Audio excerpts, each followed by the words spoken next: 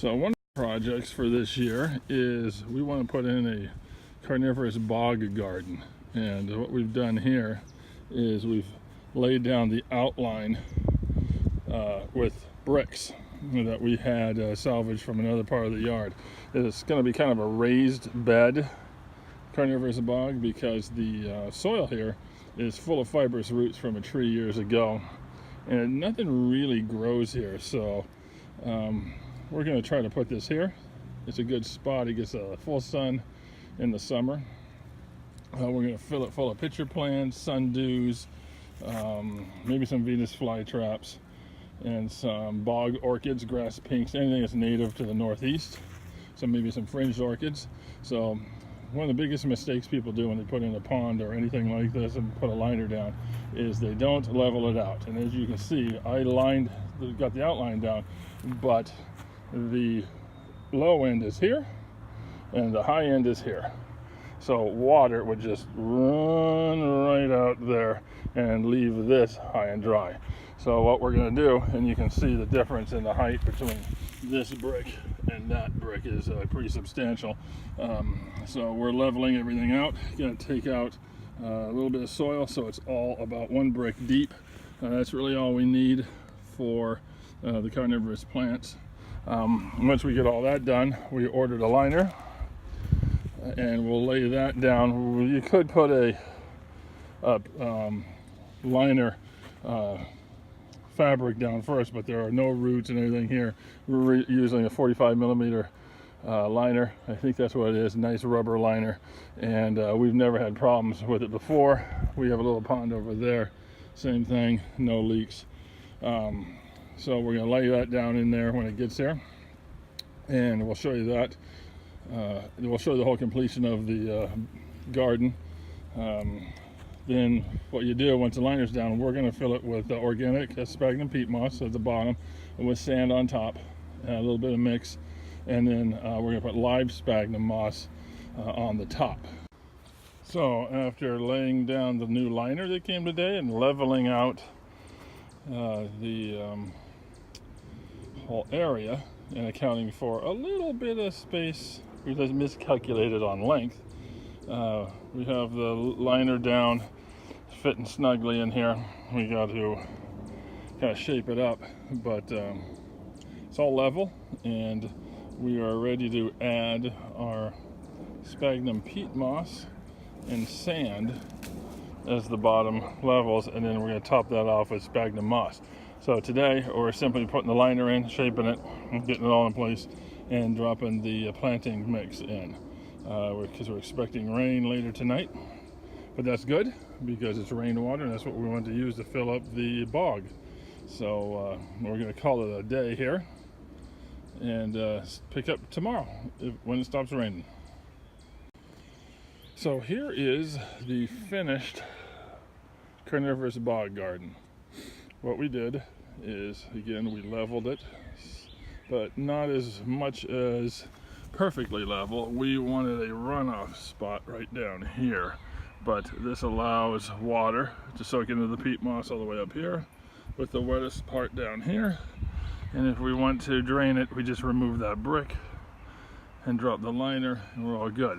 Rained last night. We have a variety of moss in. We planted some blue flag iris. They're a little more easy to control than the yellow flag iris. What do you think, Jersey? No, Jersey. No. Thank you for removing my planting sticks. You are so helpful. You didn't like that was the location a pitcher plant was going to be put in, but I think I could probably remember that. But this is what happens. No. Why are you so intrigued by this now? It's new. So we found a little tiny purple pitcher plant growing in a place that probably wasn't going to survive, so we've moved it here. Right here we have a green fringed orchid going to come up, and no you want that stick? Go ahead, get the stick.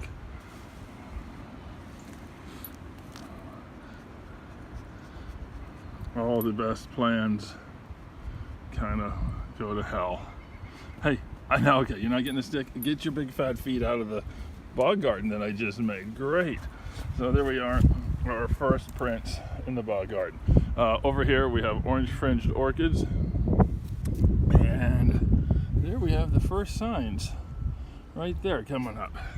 But anyway, this moss, despite my help here, will eventually take over. It's a variety of moss, so we got sphagnum and other kind of mosses here, but we plan on filling this front part here with pitcher plants, and probably going to drop a swamp pink in there, and then maybe some mimulus and other water craving items, other plants in here. But anyway, this was not bad. The only thing was heavy hauling the sand and peat moss down here, because this is in the lower garden. But basically this is a mixture of peat and sand. You put down a sphagnum peat moss as a base, and then I have sprinkled it with a mixture of sand. Make sure it's not salt, it's washed sand. River sand is the best. We did not use that. We kind of discovered that too late, but this is our first try, first go around. We mixed that with some really poor sandy topsoil, slightly, kind of probably a 3-to-1 mix, and laid that on top of the peat moss, and then planted all of the moss on top of that. That gives us kind of the sandy, peaty soil that a bog has created, and we're going to see if this works. Hopefully it will. So over the summer, this gets full sun, well, mostly full sun, and it was really crappy soil around it, so nothing was growing. It was very root bound from old maples. So, and this is the finished bog. So as you can see, we have planted carnivorous plants. This is the lower end of the bog here, and a higher end here. However, while this is not completely always underwater, there is an underlying water, so this is kind of sloped to run off that way. But works out perfectly. We have planted our carnivorous plants, and hopefully, and that is a swamp pink there, and hopefully these pitcher plants will take off and fill this up, and hopefully everything will do well. So we'll see here by the summer. This gets full sun. Sun goes this way across, so you do not want to plant tall. See, these iris are planted here, but they won't really shade these plants here because the sun, full sun, is coming across like that. So you wouldn't want to have it this way and shading everything on this side. So when you're planting it, you want to look for full sun. Also, one precaution we didn't realize: peat moss repels water. So it took a little bit of doing to keep rotating the soil so that the peat moss would finally absorb the water rather than just running off of it. We found that deep down it wasn't, it was as dry as a bone. So we kind of had to dig some holes, water, turn, water, turn, water, turn. And now we seem to be in pretty good shape. It's all wet all the way down. But we seem to be doing pretty good. The moss will take shape, and we'll keep adding things here and there. We'll probably add some sundews later on if we find any available. But for right now, it's 1, 2, 3, 4, 5, 6, and 7 pitcher plants. And we have some blue flag iris and a swamp pink. And then we've already had some stuff come up in the moss, so that's kind of cool. And there's a green fringed orchid right in a pot right next to that, and you just see that is starting to come up. So that we're hoping that'll do well.